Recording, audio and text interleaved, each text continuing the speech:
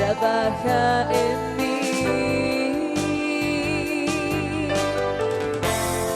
Y hazme solo para ti. Sana mis heridas y mis inclinaciones con tu gracia. ¿Quién como Dios? Nadie como Dios. Y después de Dios, nadie como María. Bienvenidos a este programa Conócete en Dios. Hoy con un nuevo tema. Hoy hablaremos del valor de la gracia de Dios para salir del pecado. Pero antes de comenzar, te pido que si te gusta este programa, le des un like, te suscribas a nuestro canal y actives la campanita para que te puedan llegar todas nuestras notificaciones y nuestra programación a tu dispositivo. Vamos a comenzar con una oración. En el nombre del Padre, y del Hijo, y del Espíritu Santo. Amén. Ven, Espíritu Santo, ven por medio de la poderosa intercesión del Inmaculado Corazón de María, tu amadísima esposa. Ven, Espíritu Santo, ven por medio de la poderosa intercesión del Inmaculado Corazón de María, tu amadísima esposa. Ven, Espíritu Santo, ven por medio de la poderosa intercesión del Inmaculado Corazón de María, tu amadísima esposa. Amén.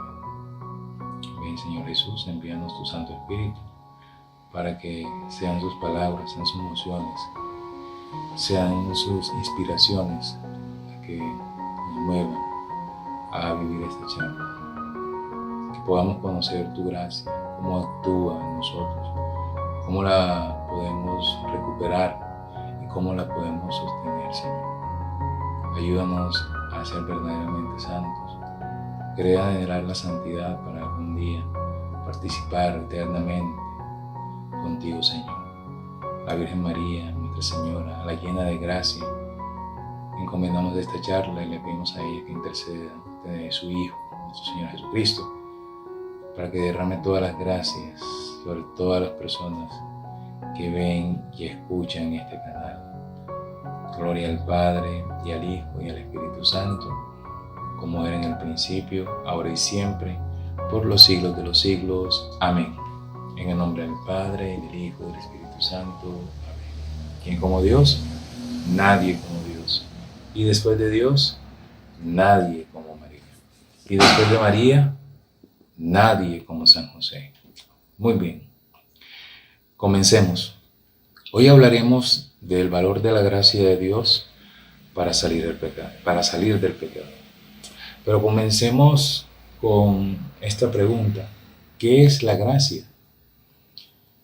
¿Qué es la gracia de Dios? Pues la gracia de Dios es la participación del hombre en la vida de Dios, en la vida divina. Eso lo enseña la Iglesia a través del catecismo. Es la participación del hombre en la vida divina. Es la vida que Dios nos da a través de su santidad. O sea que vivir en gracia de Dios es realmente tener vida, es tener vida en Dios. El hombre no solamente fue creado bueno, sino que también nuestros primeros padres, Adán y Eva, fueron creados en santidad y justicia original. ¿Eso qué quiere decir? Que Adán y Eva fueron creados en santidad y justicia original, que ellos fueron creados santos. Ellos fueron creados con esa participación de la vida de Dios. Podían inclusive comunicarse con Dios de una manera muy fluida. Podían inclusive escuchar y tener a Dios cuando estaban en el paraíso. Pero lamentablemente el hombre, nuestros primeros padres, se rebelan contra Dios, y ellos, que fueron divinizados por la gracia, al desobedecer a Dios, obviamente tuvieron unas consecuencias nefastas y perdieron la santidad original.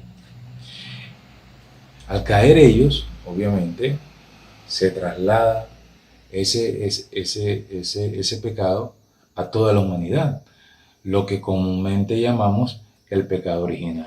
Es un pecado que obviamente no cometimos, sino que llega a nosotros llega a nosotros como asumido, ¿verdad? Y no es un acto, sino es un estado en nosotros. Pero tras la caída del hombre, el mismo hombre, no puede por sí mismo recuperar esa santidad perdida. Entonces, ¿qué sucede?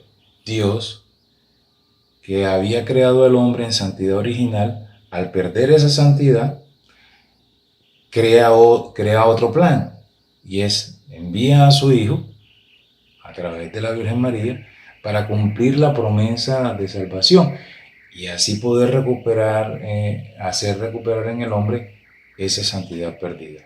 Eso lo vemos en la carta del apóstol San Pablo a los Gálatas, en el capítulo 4, versículo 4, del 4 al 5. Dice así: al llegar la plenitud de los tiempos, Dios envió a su Hijo para que, nacido de mujer, o sea, de la Virgen, bajo la ley, rescatase a todos y recibiésemos la filiación divina adoptiva. O sea, para que recuperáramos esa santidad que nuestros padres, al desobedecer a Dios, habían perdido. ¿Eso qué quiere decir? Que la gracia que nosotros recibimos de Dios, la recibimos a través de Cristo y obviamente la desarrollamos a través de la iglesia. Ahora, también por Cristo fuimos justificados por su pasión. El Espíritu Santo nos concede participar de su pasión y su resurrección por medio del bautismo, y así somos injertados en Cristo y somos hijos del Padre. Eso nos lo enseña el catecismo, la Iglesia Católica. Pero quiero darte cuáles son los efectos prodigiosos que tiene el estar en gracia de Dios. Desafortunadamente, nosotros perdemos la gracia cuando pecamos mortalmente. En ese mismo instante en que el hombre, tú o yo, cometemos pecado mortal, en ese mismo instante rompemos la amistad con Dios y perdemos la gracia. Ahora, ¿cómo recuperamos esa gracia? ¿Cómo a nosotros llega esa gracia? Bueno, en primera instancia, esa gracia llega a nosotros a través de los sacramentos. En primera instancia llega a través del sacramento del bautismo. Recibimos la gracia de Dios en primera instancia a través del sacramento del bautismo, luego a través del sacramento de la reconciliación, y también, si te casas, también recibes la gracia sacramental del sacramento del matrimonio. Pero verdaderamente, dentro de todos los sacramentos, uno de los más importantes para recuperar la gracia de Dios es el sacramento de la confesión. Si tú estás en pecado mortal, si tú has perdido la gracia, si tú has ofendido a Dios con un pecado mortal, la forma de poder recuperar ese estado de gracia es a través del sacramento de la confesión. Solo a través de la confesión recibimos el perdón de Dios por nuestros pecados y otra vez recuperamos lo que perdimos con el pecado mortal y empezamos otra vez a estar en gracia, lo que comúnmente llamamos la gracia santificante. Eso más o menos es lo que sucede cuando nosotros caemos en pecado mortal. ¿Y qué debemos hacer para recuperar ese estado de gracia? Ahora, cuando yo recupero el estado de gracia, cuando yo me confieso y recibo la absolución de Dios a través del sacerdote, esa gracia que recibo a través del sacramento de la confesión y a través de los demás sacramentos, no simplemente es a través del sacramento de la confesión, lo digo porque por lo general nosotros que estamos en ese camino de lucha espiritual, tratamos en lo posible de no ofender a Dios, pero si por algún motivo, por alguna debilidad o por un descuido mío, llego a caer en pecado mortal, pues la forma de recuperar ese estado de gracia es a través del sacramento de la confesión. Pero también está el bautismo, también está la confirmación, el sacramento del matrimonio, el del orden de sacerdotal también, el de la unción de los enfermos.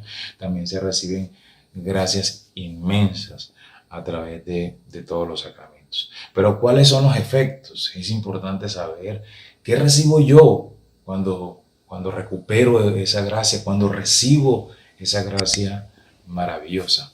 Pues bien, la presencia del Espíritu Santo en nosotros opera como una serie de cambios formidables en nuestro interior. Y el primer efecto prodigioso que hace la gracia de Dios en nosotros es que nos hace semejantes a Dios. La gracia hace una realidad el deseo de Dios de hacernos imagen y semejanza. Cuando Dios nos creó a su imagen y semejanza. Cuando perdimos la gracia, cuando nuestros padres pecaron, perdieron esa imagen y esa semejanza. Y cuando nosotros pecamos, desfiguramos la imagen y perdemos la semejanza. Ahora, cuando recuperamos esa gracia, nos parecemos más a Dios. Ahora, no nos vamos a parecer a Dios en su inteligencia y en su libertad, ¿verdad? Pero de alguna manera, al recuperar esa gracia, participamos gratuitamente de esa naturaleza divina. O sea, al decir que por la gracia somos semejantes a Dios, podemos decir con toda certeza que una persona que vive en gracia de Dios es una persona divinizada. Óiganme bien, divinizada. ¿Por qué? Porque vive la vida divina, porque Dios nos hace partícipes de su naturaleza divina. No es porque nosotros seamos divinos, sino porque Dios nos hace gratuitamente partícipes de su naturaleza. En otras palabras, y otros autores del tema de la gracia hablan de el endiosamiento. Dios queda endiosado el hombre cuando llega al estado de gracia. Por eso somos semejantes a Dios en ese sentido. Qué gran noticia. Segundo efecto que tiene la gracia en nosotros. La gracia hace en nosotros una vida nueva. Y nos vamos, cuando hablamos de vida nueva, nos vamos al texto del Evangelio de San Juan, capítulo 3, versículo 15, donde Dios tiene ese diálogo con Nicodemo y le dice, en verdad te digo que para llegar al reino de los cielos hay que nacer de nuevo. Hay que nacer de nuevo. Obviamente Nicodemo no entendía y le preguntaba al Señor, pero ¿cómo puede ser posible que yo siendo viejo pueda volver al vientre de mi madre? ¿Cómo yo a la edad que tengo puedo volver a nacer? No entendía lo que el Señor le quería decir. Y quizás también nosotros no entendemos cuando Dios nos dice que para poder ir al reino de los cielos tenemos que nacer de nuevo. Pues ese nuevo nacimiento, esa nueva vida, es la vida de la gracia, es la vida divina en nosotros, es el don maravilloso que nos da Dios de hacernos partícipes de la gracia de Dios. Es como lo que dice San Pablo también en su carta a los Efesios, por allá en el capítulo 4, en el versículo 22, cuando dice que despojémonos del hombre viejo, ¿verdad?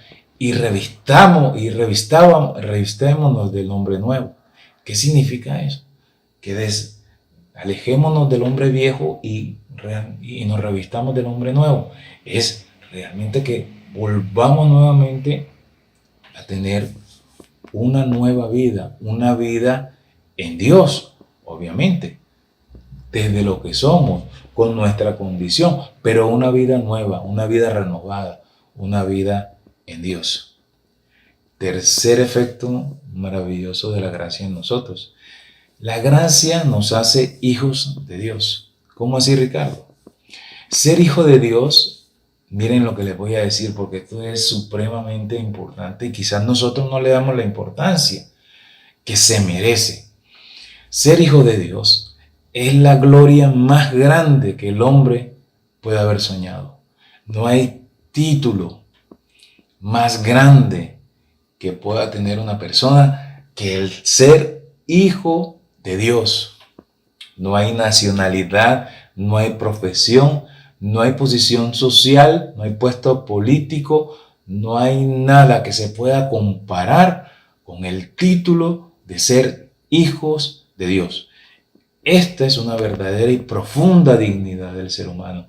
Esto verdaderamente hace del ser humano algo importantísimo. Le da el realce, le da la dignidad propia del ser humano. Ser hijo de Dios, entonces, es lo más grande, es el título más grande que nosotros podemos tener en nuestra vida, y tenemos que sentirnos orgullosos y felices y gozosos de realmente sentirnos hijos de Dios. ¿Quién como Dios? Nadie como Dios. Ahora, y al ser hijo de Dios, otra cosa verdaderamente importante, que tenemos un Dios poderosísimo, al cual le podemos decir Padre. Qué hermoso, ¿verdad? Hermosísimo. Creernos que somos hijos, que somos sus hijos. Pareciera un atrevimiento de decirle a Dios que es poderoso, que es omnipotente, que es omnisciente, decirle papá.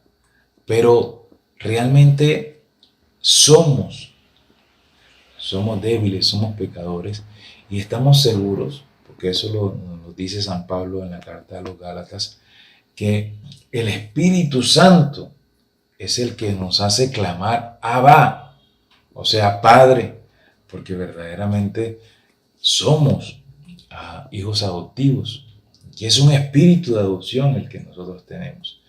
Entonces, qué gran noticia que nos da el Señor hoy, que podemos llamar a Dios Padre, que nosotros podemos considerarnos sus hijos. Cuarto efecto prodigioso. Somos hermanos en Jesucristo. El Señor en algunas ocasiones habla de mi Padre, vuestro Padre, ¿verdad? Y nos está diciendo con estas palabras que tú y yo somos hermanos de Cristo. Y al compartir su vida con nosotros, nos hace hermano nuestro, y esto precisamente para hacernos adoptar por el Padre como hijos de Dios. Muy bien. Quinto efecto prodigioso de la gracia en nosotros. Somos templo del Espíritu Santo. El apóstol en su carta a los Romanos, capítulo 8, versículo 11, dice: si el Espíritu Santo de aquel que resucitó a Jesús de entre los muertos habita en nosotros, aquel que a Cristo de entre los muertos ha resucitado, dará también la vida en vuestros cuerpos mortales por el Espíritu que habita en nosotros. Entonces, el efecto maravilloso de la gracia de Dios en cada uno de nosotros es que somos templos del Espíritu Santo, porque el Espíritu Santo es el que santifica el alma. En últimas, el Espíritu Santo es el que diviniza el alma, es el que le da vida. Podríamos apelar al Evangelio de la Samaritana, cuando el Señor en ese diálogo con la Samaritana le pide agua y ella le dice, y en ese comentario el Señor le dice: si supieras el don de Dios, ¿quién te pide beber? Tú le darías agua, tú le pedirías y Él te daría agua que saltaría hasta la vida eterna. Ese mismo don maravilloso que renueva el alma, que le da nueva vida al alma, que santifica al alma y que diviniza al alma, es el Espíritu Santo. Eso quiere decir que cuando una persona está en gracia de Dios, el Espíritu Santo llega profundamente al alma de esa persona. Sexto efecto, y este es hermosísimo. Cuando nosotros recibimos la gracia de Dios, cuando estamos en gracia de Dios, si también podemos llamar a Dios Padre y podemos llamar a Jesucristo nuestro hermano, también podemos decirle a a María, mamá, madre. O sea que también nos hace, por la gracia, nos hacemos hijos de María. Claro, vuelvo y repito, si tenemos a Dios como Padre y a Jesucristo como hermano, pues obviamente al estar en esa participación de la gracia divina, también podemos llamar a nuestra madre María, mamá.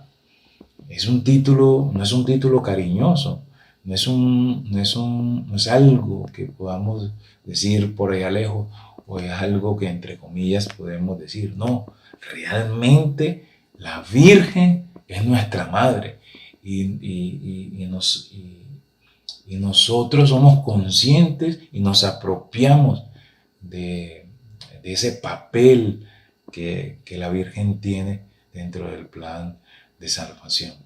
Por la gracia de Dios, entonces somos realmente hijos de María. Importante. Por la gracia de Dios también podemos ser santos. Y no solamente podemos ser santos, sino que una persona que está en gracia de Dios realmente está viviendo la santidad. A partir de la vida en gracia, el hombre puede hacer lo que quiera. Por eso San Agustín decía, ama y haz lo que quieras. Pero desafortunadamente, hoy nosotros no le estamos dando la verdadera importancia a querer ser santos.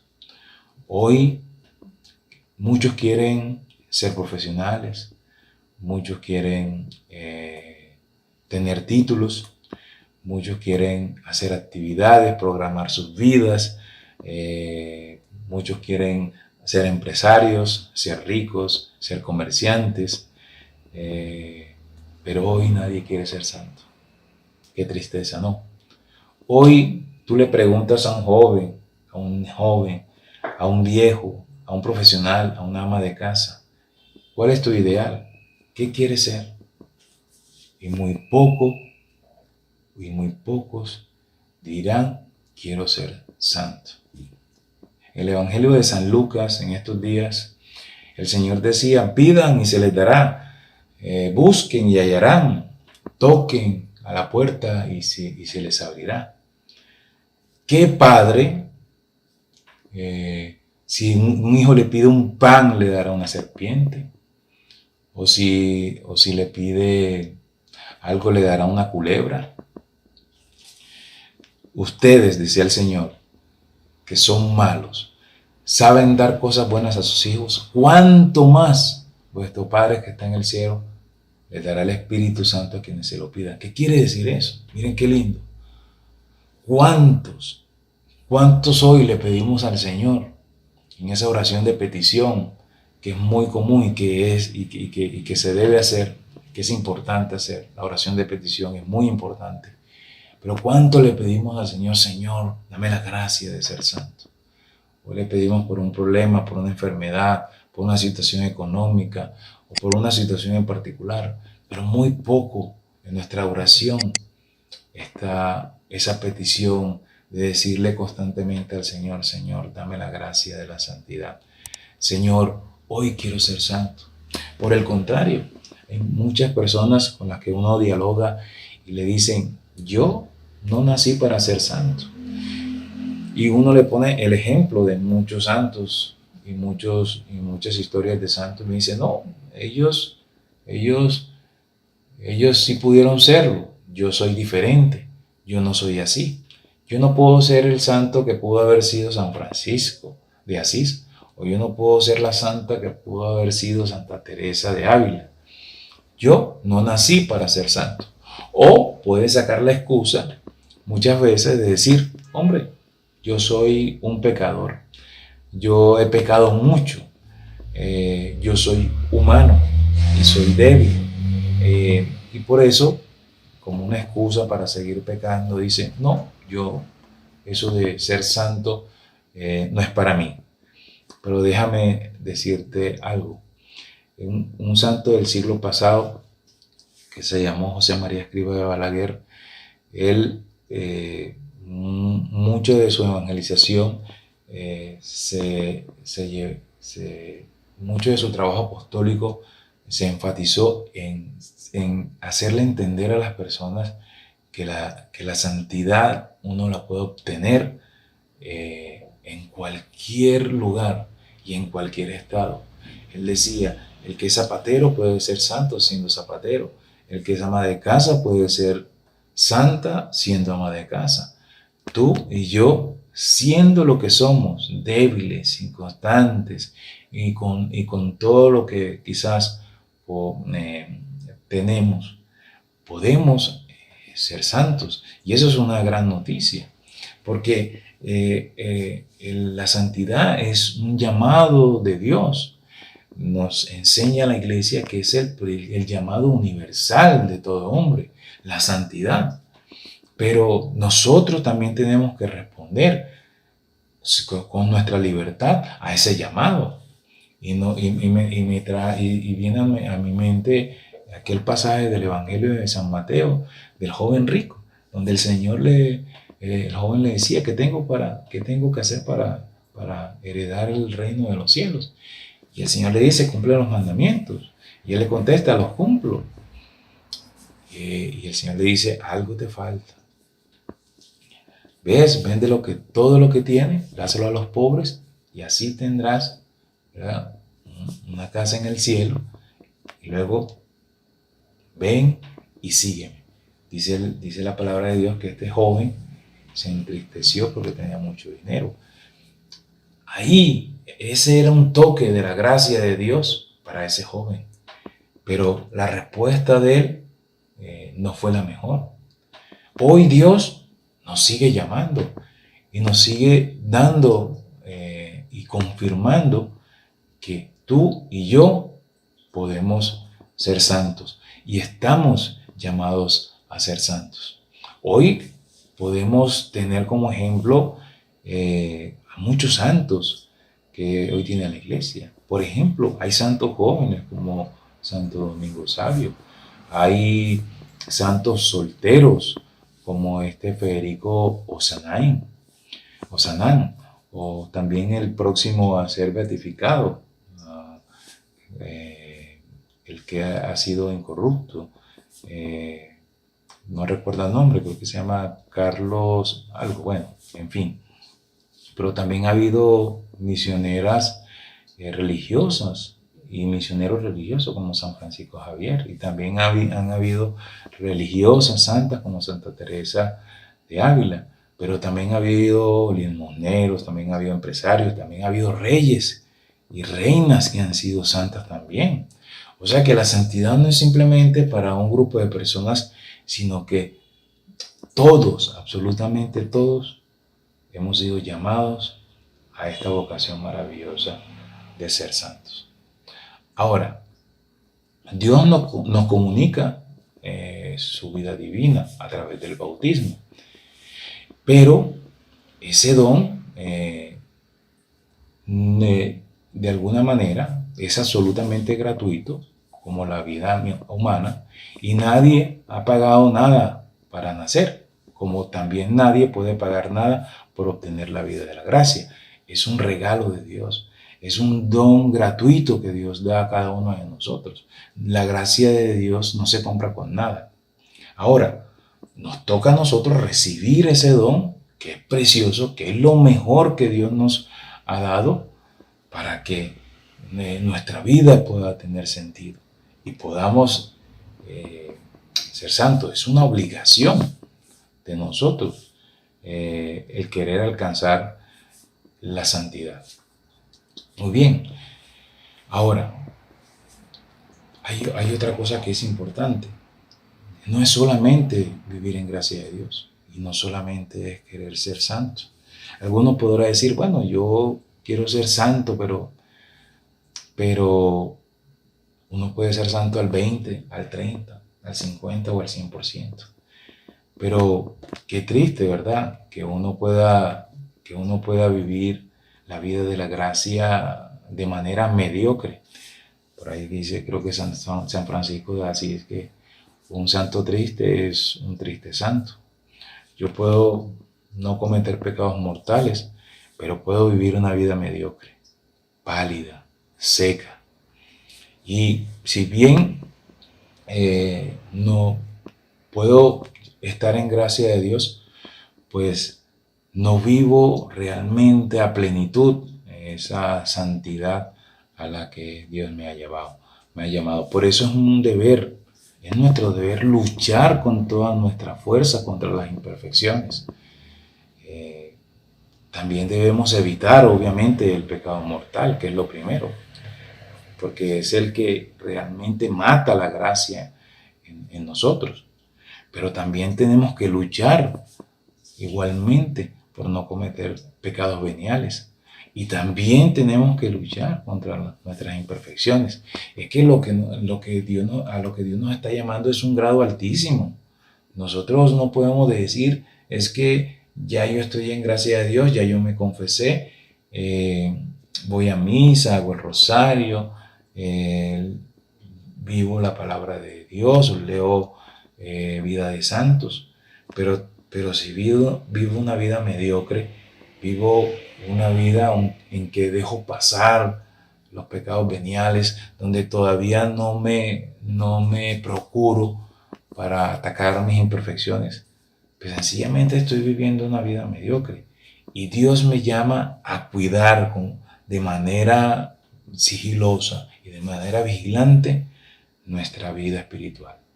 ¿Quién como Dios? Nadie como Dios. Y para terminar, el modelo perfecto de la gracia. ¿Quién es el modelo perfecto de la gracia? Imagínense ustedes, nada más y nada menos que la Santísima Virgen María. Si podríamos dar un ejemplo de santos, no hay modelo perfecto de la gracia como la Santísima Virgen María. Nadie más como ella. ¿Por qué? Simplemente porque ella es la llena de gracia. Imagínense ustedes. El ángel cuando la saluda le dice, alégrate llena de gracia. Es que ella tiene la gracia, fue revestida de la gracia, fue llenada y rebosada por completo de la gracia divina. Entonces, más que nadie, ella es la que nos va a enseñar a vivir en gracia de Dios. Además, podemos ser más o menos santos que ella, pero ella alcanzó un grado de santidad tan altísimo por obviamente, por una intervención divina y por su, obviamente, inmaculada concepción y por su maternidad divina.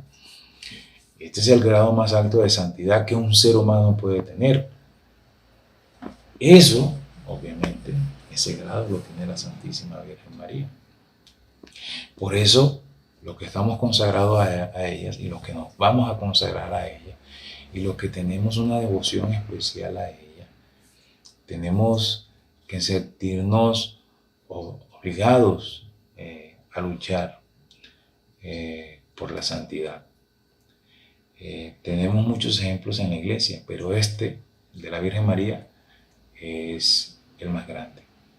Por eso vamos a pedirle a ella, tú y yo, que la Virgen María nos haga muy santos. Con toda seguridad, ella perfeccionará lo que en nosotros está imperfecto. San Agustín decía que la Virgen María es el molde de Dios, porque coge al hombre, a la persona que se consagra a ella y la moldea a la manera de Cristo, con dulzura, con suavidad, con amor, con ternura, como lo sabe hacer una mamá. Todo al que se consagra a la Virgen y al que confía en ella, la Virgen lo hace santo a imitación de su Hijo. Por eso hoy vamos a pedirle a la Virgen que nos regale la gracia de la santidad también, que por medio de ella, de su amor, de su vida y de su intercesión, podamos ser santos aquí en la tierra para llegar algún día también a participar de la vida divina en el cielo eternamente. Gloria al Padre, y al Hijo, y al Espíritu Santo, como era en el principio, ahora y siempre, y por los siglos de los siglos. Amén. En el nombre del Padre, y del Hijo, y del Espíritu Santo. Amén. Que Dios te bendiga. Aleja el ruido que no me deja escuchar tu dulce voz. Trabaja